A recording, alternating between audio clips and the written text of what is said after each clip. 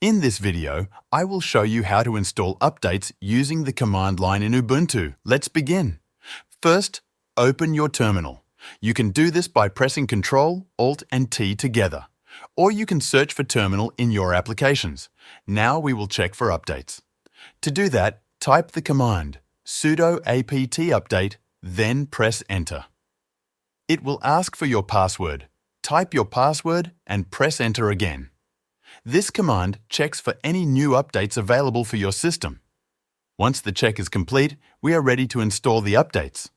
To install them, type sudo aptupgrade, then press Enter.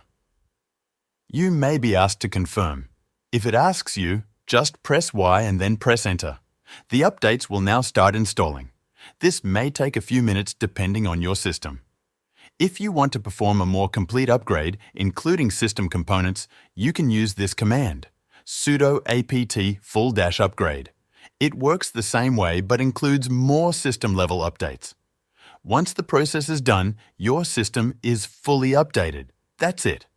Now you know how to install updates using the terminal in Ubuntu. Thank you for watching this tutorial.